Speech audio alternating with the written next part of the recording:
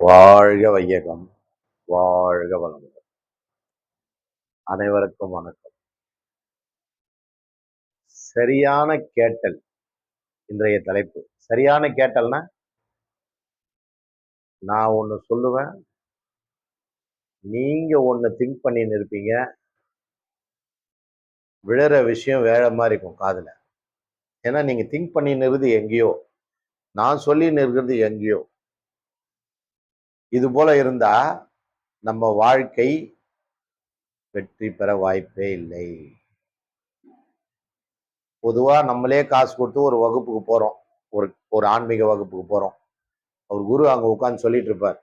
நாம இங்க வாயில கொட்டாவி விட்டுக்கின்னு அவர் சொல்ற கதைய முழுசா கேட்காம நம்ம எதையோ சிந்திச்சு இருப்போம். அப்ப உருப்பிட முடியுமா? சொல்லுங்க, உருப்பிட முடியுமா? அப்ப என்ன பண்ணணும்? தினந்தோறும் எப்பவுமே ஒரு விஷயம் நல்லா புரிஞ்சுங்க.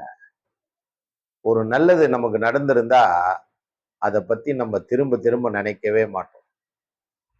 ஏதாவது ஒரு சின்ன கெட்டது நடந்துச்சுன்னா கூட போதும், அதையே தான் அசை போட்டு இருப்போம், அதையே தான் அடகாத்து நிற்போம்.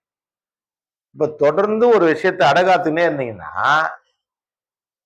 வேறொரு புதிய விஷயம் உங்களுக்குள்ள வராது. எப்படின்னு கேட்டீங்கன்னா, ஒரு கிண்ணம் நிறைய தண்ணி இருக்குது, அழுக்கு தண்ணி. அந்த தண்ணி கூடவே அமிர்தத்தை ஊத்துனா அந்த அமிர்தம் கெட்ட தண்ணி காவா தண்ணியாவே மாறுமா, இல்ல அந்த அமிர்தம் இந்த காவா தண்ணியும் சேர்த்து மாத்துமா? காவா தண்ணியா தான் அமிர்தமும் மாறுமே தவிர அந்த காவா தண்ணிய அமிர்தம் அமிர்தமா மாத்தாது. ஏன்னு கேட்டீங்கன்னா, நெகட்டிவ்க்கு தான் பவர் அதிகம். அப்ப என்ன பண்ணணும்? தினம்தோறும் சின்ன குழந்தைங்க ஹோம்ஒர்க் பண்ணுது பாத்தீங்களா? அதே போல நாமளும் நம்மளுடைய வாழ்க்கையில அன்றாட நடக்கக்கூடிய பிரச்சனைகள்ல அன்னன்னைக்கே எந்த பிரச்சனை வந்தாலும் பரவாயில்ல, எது நடந்தாலும் பரவாயில்ல, அன்னைக்கு ராத்திரியே உட்கார்ந்து இரவு படுக்கும் போறதுக்கு ஒரு மணி நேரத்துக்கு முன்னாடி இதை ஆரம்பிக்கணும்.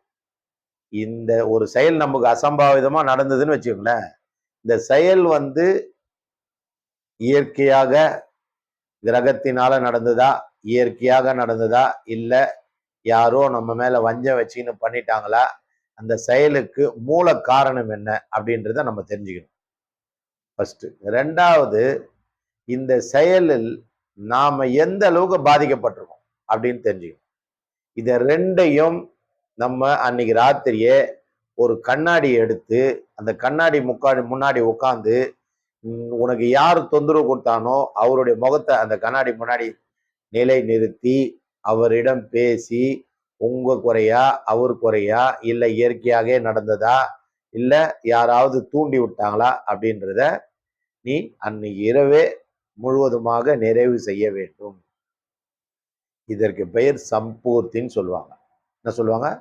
சம்பூர்த்தி.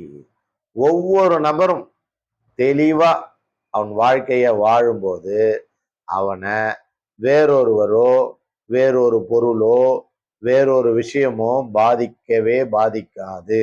இது சத்தியம், இது எனது அனுபவம். நான் நிறைவாக வாழ்கிறேன். என் வாழ்க்கையை யாராலும் அசைச்சு பார்க்க முடியாது. காரணம், தெளிவுதான் குருவின் திருமேனி. இப்ப தெளிவா இருக்கிற ஒருத்தரை போய் என்ன பண்ணிட முடியும்? எதுவுமே பண்ண முடியாது. நீங்க தெளிவாகும். அந்த தெளிவை தருவதற்கு தான் குருமார்கள். அதற்காக தான் அவதாரம் எடுத்து வருகிறார்கள் காலம் காலமாக. அதுதான் கிருஷ்ண பரமாத்மா சொல்லியிருக்கிறார்.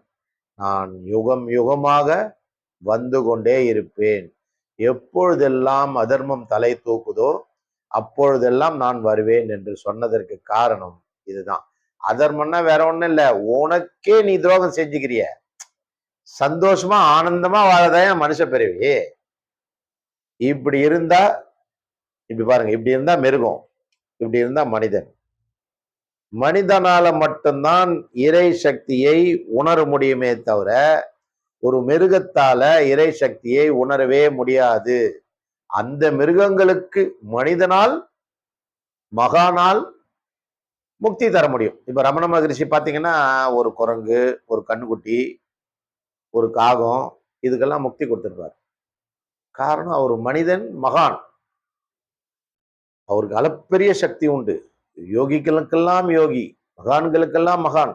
அவ்வளோ பெரிய அற்புதமான மகான் வாழ்ந்த பூமியிலிருந்து தான் நான் பேசுறேன்.